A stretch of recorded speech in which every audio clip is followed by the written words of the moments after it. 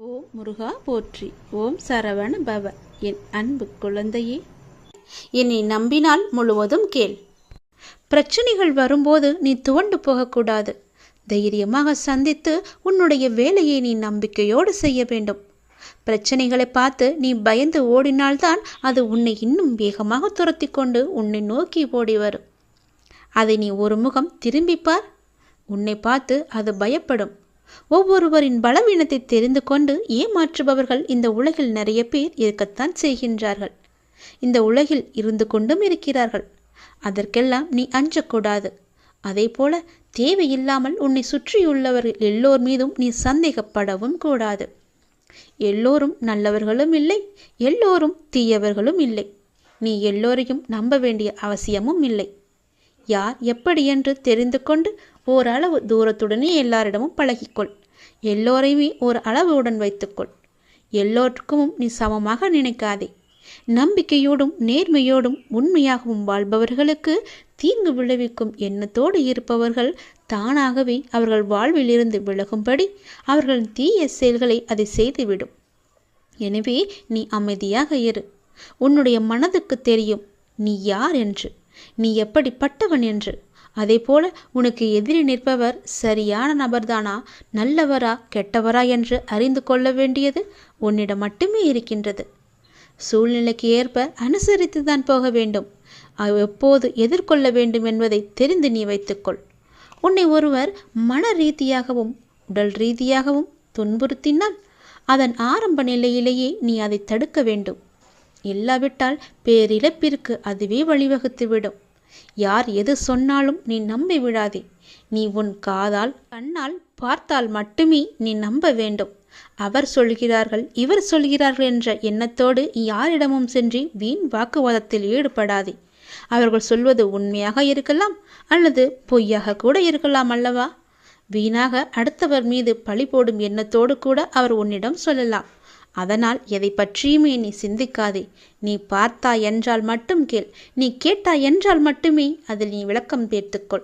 அப்படி அது உனக்கு பெரிதாக இல்லை என்றால் அதை அப்படியே விட்டுவிடு. எதை பற்றியுமே சிந்திக்காதே. கடவுள் இருக்கிறார், எல்லாவற்றையுமே பார்த்து கொள்வார் என்ற நம்பிக்கையோடு அதை விட்டு நீ தூரமாக போய்விடு. அதை பற்றிய சிந்தனையே உனக்கு வரக்கூடாது. எதற்கும் நீ கவலை கொள்ளாதே. இந்த நிலை கூடிய விரைவாகவே மாறும். நிச்சயமாக நல்ல ஆரோக்கியத்துடன் எல்லா செல்வ வளங்களையும் பெற்று சிறப்பாகவே மகிழ்ச்சியாகவே சந்தோஷமாகவே உன்னுடைய வாழ்க்கையை நீ வாழப்போகின்றாய். அதற்கான காலகட்டத்தை எல்லாம் நீ நெருங்கிவிட்டாய்.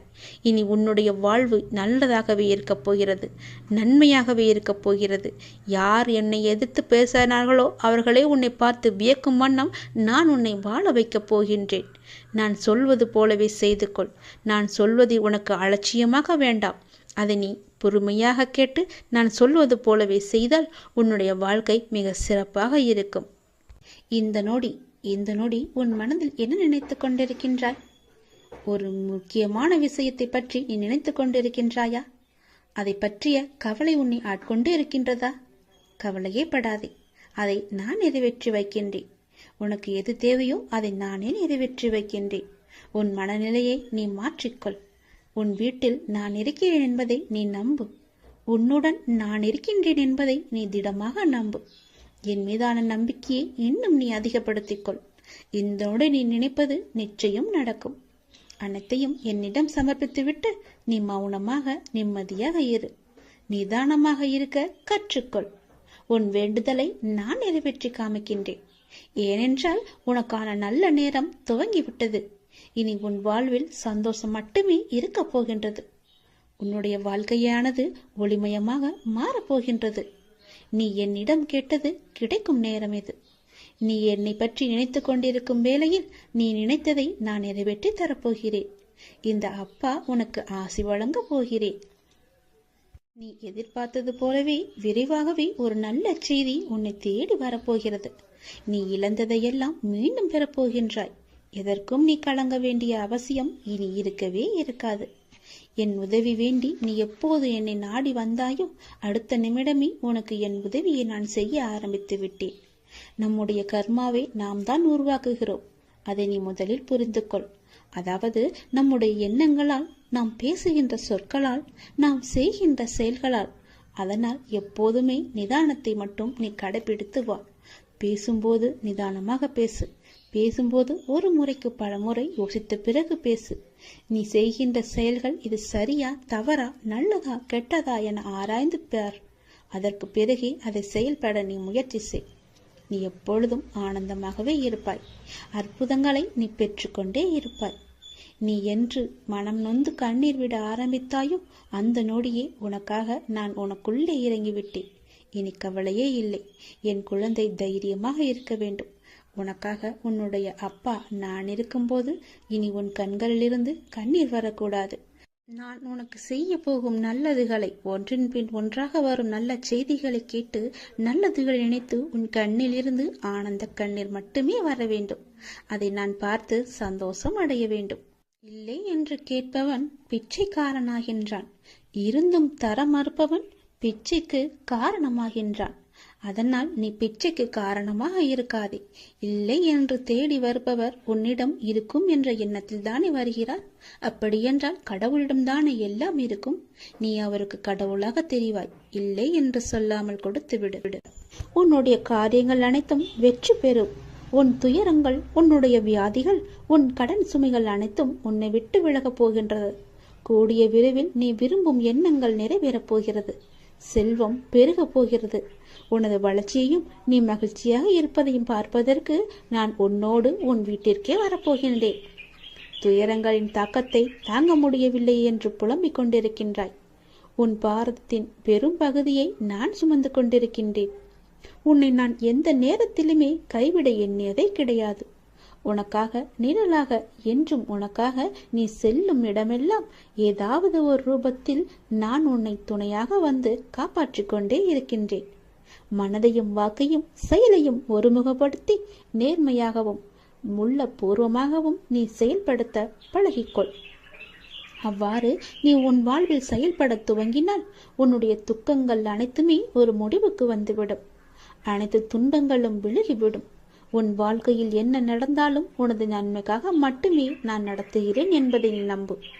என் குழந்தையாக நீ எதற்கும் எப்போதும் யாருக்காகவும் நீ பயப்பட வேண்டாம். எல்லாமே நீ விரும்பியது போலவே நல்லதாகவே நடக்கும். இது உன் அம்மாவாக, அப்பாவாக, உன் குருவாக என்னுடைய சத்திய வாக்கு. இது எல்லா மங்களங்களும் உனக்கு விளையப் போகின்றது. எந்த ஒரு சூழ்நிலையிலும் நீ கவலை மட்டும் நீ படக்கூடாது. எதிர்மறை எண்ணத்தை உன் மனதிற்குள்ளே கொண்டு வரக்கூடாது. எப்போதும் நீயும் உன் வீடும் நேர்மறையாகவே எப்பொழுதும் சூழ்ந்து இருக்கட்டும். நேர்மறையை மட்டுமே உனக்குள்ளும் உன் வீட்டிற்குள்ளும் கொண்டு வா. தன்னை நாடி வருபவர்களிடம் எந்த வித்தியாசங்களையும் நான் ஏற்ற இறக்கங்களையும் நான் பார்க்க மாட்டேன். தன் சன்னதியை அடைந்து கண்மூடி நம்பிக்கையுடன் பிரார்த்தனை செய்பவர்கள் மேல் தன்னுடைய பேரருளை நான் வியாபிக்க செய்கின்றேன். இன்றைய தினம் என்னுடைய பேரருளை நீ பெற்று வாழ்வாங்கு வாழப்போகின்றாய். சந்தோஷங்கள் பொங்க நான் உன்னை ஆசீர்வதிக்கின்றேன். என்னை சரணாகதி அடைந்தவர்கள் துன்பத்தில் விழும் தருவாயில் கூட அவரது கை கொடுத்து நான் தூக்கி விடுகிறேன். கைபிடித்து எழுந்து என்னிடம் வந்து விட்டால் போதும், நான் அவர்களை பார்த்து கொள்வேன். நிச்சயம் உன்னுடைய எதிர்காலம் மிக சிறப்பானதாக மாற்றித்தர நான் உனக்கு சத்திய வாக்கு தருகிறேன். கடந்த காலத்தை நீ கடந்து வந்தால்தான் எதிர்காலம் உனக்கு கைகூடி வரும். நடந்து முடிந்தது அனைத்துமே பாடம். அதை மீண்டும் மீண்டும் நினைத்து கொண்டிருந்தால் கண் முன் இருக்கும் வாய்ப்பும் கண்ணுக்கு தெரியாது போய்விடும். நல்லதை செய், உனக்கு நல்லதே நடக்கும். இந்த அப்பன் எப்போதுமே உனக்காக மட்டுமே இருக்கின்றேன். உன் நல்லதுக்காகவே நான் வாழ்ந்து கொண்டிருக்கின்றேன். உனக்கு நல்லது செய்யவே உனக்கு துணை புரிந்து கொண்டிருக்கிறேன். எல்லாவற்றிலும் நீ ஜெயிக்க என்னுடைய ஆசிகளையும் எப்போதும் நான் உனக்கு வழங்கி கொண்டே இருப்பேன். நல்லது நடக்கும். நாம் எல்லோருமே தவறு செய்கின்றோம் தான். ஏதோ விதத்தில் தெரிந்தும் செய்கிறோம், தெரியாமலும் செய்கிறோம். அறிந்து செய்வதுதான் பெரும் பாவம். அறியாமல் செய்வது கூட பாவத்தில் ஏற்றுக்கொள்ளப்படாது. தவறு செய்வது எளிது. ஆனால் அதை திருத்திக் கொள்வது, திருத்தி அதே பெயருடன் நல்ல பெயருடன் வாழ்வது என்பது மிகவுமே கடினம். தவறு செய்ய ஒரு நிமிடமே போதுமானதாக இருக்கிறது. அதனுடைய விளைவை அனுபவிக்கத்தான் வாழ்நாள் முழுவதும் நமக்கு தேவையா இருக்கின்றது. உண்மையான அன்பை காயப்படுத்துவதும் பொய்யான அன்பை விழுந்து விழுந்து கவனிப்பதும் தான் மனிதனின் மனம். நேசித்தவரை மீண்டும் மீண்டும் காயப்படுத்தி கொண்டே இருந்தால் ஒரு கட்டத்தில் அவரிடமிருந்து கண்ணீரும் வராது, சண்டையும் வராது. அன்புதான் வற்றி போகும். எந்த உறவாக இருந்தாலும் அதில் உண்மையான பாசம் இருந்தால் மட்டுமே நீங்கள் நினைத்தாலும் உங்களை விரும்பி வரும். நம் கோபங்களின் அர்த்தம் புரியாதவர்களுக்கு நம் பாசத்தின் ஆழமும் புரியாது. அவரிடம் கோபத்தை காட்டுவதும் வீண்தான், அன்பை காட்டுவதும் வீண்தான். படித்தவர், கோபமானவர், புத்திசாலி, அடக்கமானவர், ஒழுக்கமானவர், வீரர், கொடையாளி என்று மற்றவர்களால் உங்கள் மீது உருவாக்கப்படும் அடையாளங்கள் நீங்கள் ஒன்றும் செய்ய முடியாது. அந்த அடையாளங்களை நம்மால் மாற்றவும் முடியாது. ஆனால் அந்த அடையாளத்திற்குள் உங்களுடைய வாழ்க்கையும் நீங்களும் சிக்கிக்கொண்டு விட்டது என உங்களின் உச்சக்கட்ட வேதனைதான் அதில் இருக்கும். பிடித்ததை செய்தால்தான் அளவற்ற மகிழ்ச்சி. ஆனால் சிலவற்றை நாம் காலத்தின் கட்டாயத்தால் ஏற்றுக்கொண்டால் அதற்கு மகிழ்ச்சி கிடைப்பது தாமதமாகத்தான் ஆகும். மௌனத்தை விட சரியான தண்டனை இருக்க முடியாதல்லவா? நம்மை எதிர்பார்ப்பவர்களுக்கும் நம்மை அலட்சியம் செய்பவர்களுக்கும் அலட்சியம் செய்யும் உறவுகளுக்கும் வலி எப்போதும் கண்ணீரில் மட்டுமே இருப்பதில்லை. சில நேரம் சிரிப்பிலும் மறைந்திருக்கும். செல்வத்தில் இருப்பவர் நம்மை கூப்பிட்டால் போய் பார்ப்பதும், துன்பத்தில் இருக்கும் ஒருவரை உடனே போய் பார்ப்பதும் தான் உண்மையான அறநெறி. 4 பேருக்கு நாம் பயப்பட வேண்டும் என்று நினைப்பவர்களை விட நமக்கு யாரெல்லாம் பயன்படுவார்கள் என்று நினைப்பவர்கள்தான் இந்த உலகத்தில் அதிகம். சிந்தித்து பாருங்கள், சிந்தித்து செயல்படுங்கள். இறுதியாக பாதைகளில் தடைகள் இருந்தால் அதை தகர்த்துவிட்டுதான் செல்ல வேண்டும். அப்படி இல்லை, தவிர்த்துவிட்டும் நாம் செல்லலாம், எறும்பை போல. ஆகவே எதிலும் விழிப்புணர்வுடன் இருந்து எது அவசியம், எது அவசியமற்றது என எல்லாவற்றையும் சிந்தித்து செயல்படுங்கள். அவசியமாகிறது மட்டும் என எல்லாத்தையுமே வசியமாக்குங்கள். உங்களுடனே எப்பொழுதும் உங்களுக்குள்ளவே வைத்து தவறு நம் கண்ணுக்கு தெரியாது. ஆனால் அடுத்தவர் செய்யும் தவறோ எல்லாவற்றிற்கும் முன்பாக நம் கண்ணுக்கு தெரிய வந்துவிடும். மற்றவர்களின் குறைகளை நாம் பொருட்படுத்தக்கூடாது. அவர்கள் உன் மீது சுமத்தும் குறைகளையும் நீ காதில் வாங்கி கொள்ளாதே. உன்மேல் தவறு இருப்பதாக உன்னுடைய மனசாட்சி சொன்னால் உன்னை நீயே சரி செய்து கொள். மற்றவர்களுக்காக இல்லாமல் உனக்கு நீ உண்மையாக இரு. உன் மனதின் சாட்சியாக இருப்பது உன்னுடைய அப்பா என நீ புரிந்து கொள். நிச்சயம் உனக்கு நல்லது மட்டுமே நடக்கும். உன் அப்பா உன்னுடைய மனசாட்சியாக உன்னுடனே இருப்பேன். இதுதான் காலத்தின் கட்டாயம். நன்றாக சிந்தித்துப்பார். இதுவே சரியான பாதையாக இருக்கும். நீ சிந்திக்க தவறினால் இதுவே சரியான தண்டனையாக கூட இருக்கலாம். நன்றாக யோசித்து சிந்தித்து அதன் பிறகு செயல்படு. நான் யார் மீதுமே கோபம் கொள்வதில்லை. ஒரு தாயாகட்டும் ஒரு தந்தையாகட்டும் தன் குழந்தைகள் மீது கோபம் கொள்ள உரிமை இல்லையா? கோபம் தான் அடைவாளா? அப்படி கோபம் அடைந்தால் அது உண்மையான கோபமாக இருக்குமா? அந்த பிள்ளையின் நலனுக்காக மட்டும்தானே இருக்கும். அந்த பிள்ளையே வேண்டாம் என்று ஒதுக்கி விடுவாளா? கிடையாது. அதுபோலத்தான் நானும். கடல் தன்னிடம் வந்து சேர்ந்த தண்ணீரை நதிகளுக்கு திருப்பி அனுப்பியது உண்டா? கிடையாதே. தன்னுடைய குழந்தை என்று தன்னிடமே வைத்து கொள்வது போல நானும் உன்னை என்னிடமே வைத்திருக்கிறேன். என் பிரசன்னம் நோயுற்றவர்களை ஆரோக்கியமானவர்களாகவும், அநீதியானவர்களை நீதிமான்களாகவும், சுயநலவான்களை தொண்டு செய்யும் மனமுடையவர்களாகவும் மாற்றுகிறது. நீ என்னுடைய குழந்தை. இதுதான் யதார்த்தமான உண்மை. இந்த யதார்த்தமான உண்மையை புரிந்து கொள்ளுங்கள். நீங்கள் விழிப்புணர்வின்றி தேவையற்ற விஷயங்களுக்காக கோபப்படும் நபராக இருந்தால் உங்களின் முதல் எதிரி நீங்கள்தான் என்பதை தெரிந்து கொள்ளுங்கள். யார் மீதும் எப்பொழுதும் எதற்காகவுமே கோபப்படாதீர்கள். அன்பால் சாதிக்க முடியாததை ஒரு கோபத்தால் சாதிக்க முடியுமா? எதையுமே சாதிக்க முடியாது. எந்த சந்தர்ப்பத்தையும் எப்பேற்பட்ட சூழலையும் சமாளிக்க தெரிந்த அறிவு நிறைந்தவராக நீங்கள் இருக்கலாம். ஆனால் அன்பின் முன் உங்கள் அதே அறிவென்னும் ஆயுதம் பலமிழந்து போகும் என்பதை நினைவில் கொள்ளுங்கள். நீங்கள் விரும்பியது, ஆவல் கொண்டது இவை யாவுமே முளைக்காது. நீங்கள் விதைத்ததே முளைக்கும். நல்லதை விதைத்து நல்லதை அறுவடை செய்யுங்கள். உங்கள் எதிர்காலத்தை உருவாக்குவதில் அதிக கவனத்தை செலுத்துங்கள். ஏனென்றால் உங்கள் வாழ்க்கையில் மீதி இருக்கும் பகுதியை அங்குதான் கழிக்கப் போகிறீர்கள். உங்களுடைய எதிர்காலத்திற்காக உங்களுக்கு இருக்கும் ஒவ்வொரு நொடியிலும் நல்ல சிந்தனைகளையும் செயல்களையும் உங்களுக்குள் விதைத்து கொண்டே இருங்கள். எதை நினைத்தும் கவலைப்படாதீர்கள். வீணான கவலையினால் உங்கள் வாழ்வின் இனிய தருணங்களை நீங்கள் இழக்க நேரிடும். அதனால் தான் சொல்கிறேன், உங்கள் வீணான கவலையை அப்பொழுதே அந்த நொடியே அழித்து விடுங்கள். வளைவுகள் இல்லாத பாதையும் கிடையாது, கவலைகள் இல்லாத வாழ்க்கை பயணமும் கிடையாது. துணிவோடும் நம்பிக்கையுடனும் செல்லுங்கள். நீங்கள் அடையும் ஒவ்வொரு இலக்கும் மிக அருகில் இருப்பதை நீங்கள் உணர்வீர்கள். இந்த அப்பாவின் துணை எப்போதுமே உங்கள் இருக்கும். எந்த பயமுமின்றி தைரியத்தோடு என்னை நம்பி நீங்கள் வாருங்கள். உங்களுடைய இலக்கு உங்களுக்கு அருகிலேயே இருப்பதை நீங்கள் கண்கூடாக பார்ப்பீர்கள். எந்த ஒரு தடங்களுமின்றி உங்களுக்கான வெற்றி இலக்கை நிச்சயமாகவே எளிதாகவே நீங்கள் கைப்பற்றி விடலாம். வீணான கவலையிலிருந்து உடனே வெளிவர பாருங்கள். வீணான கவலை வீணாக நிம்மதியை கெடுத்துவிடும். மகிழ்ச்சியை தர என்னை சரணடையுங்கள். ஒரு செயலை தொடர்ந்து செய்து கொண்டு இருப்பவன் அனுபவங்களை பெறுகிறான். சிறு துளியாய் தொடங்கி காற்றாற்று வெள்ளமாய் மாறுவது தொடர் முயற்சியால்தான். வெற்றி பெறும் வரை பொறுமையுடன் செயலில் இருந்தால் நிச்சயமாகவே வெற்றி கிடைக்கும். கதவை தட்ட சந்தர்ப்பம் கிடைத்தால் தட்டிவிடுங்கள். கதவை தட்டாத காரணத்தால் எத்தனையோ வாய்ப்புகள் உங்களை அறியாமலேயே நீங்கள் விட்டிருக்கலாம். இழந்தும் இருப்பீர்கள். தோல்வி நேர்ந்து விடுமோ என்ற பயத்தில் எதுவும் சாத்தியமாகாது.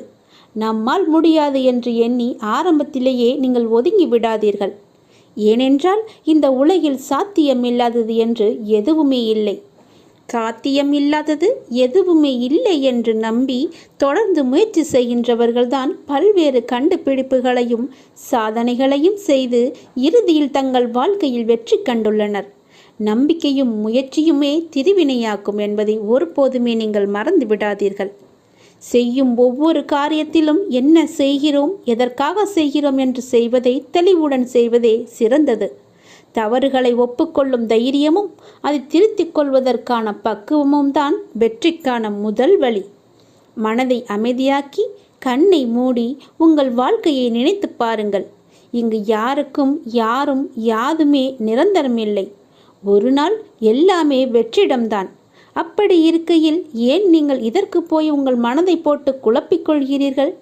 ஏன் எல்லா நேரமும் அது கிடைக்கவில்லையே, இது நடக்கவில்லையே என்று புலம்பிக் கொண்டு இருக்கிறீர்கள்? உங்களுக்கு எது வேண்டுமோ, எந்த லட்சியத்தை அடைய நினைக்கிறீர்களோ அதை மனதில் கொண்டு செயல்படுங்கள். ஒரு நாள் கண்டிப்பாக அது உங்களை வந்து சேரும்.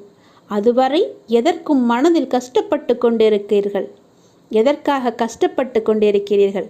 இருப்பதை கொண்டு சந்தோஷமாக வாழுங்கள். உங்களது எண்ணங்களை ஒரு நிலைப்படுத்தி நம்பிக்கையோடு உங்கள் கடமைகளை செய்யுங்கள். நிச்சயம் நீங்கள் எதிர்பார்த்த அளவுக்கு மேல் உங்கள் விருப்பங்கள் எல்லாமே நிறைவேறும். அந்த காலம் வெகு தூரத்தில் இல்லை.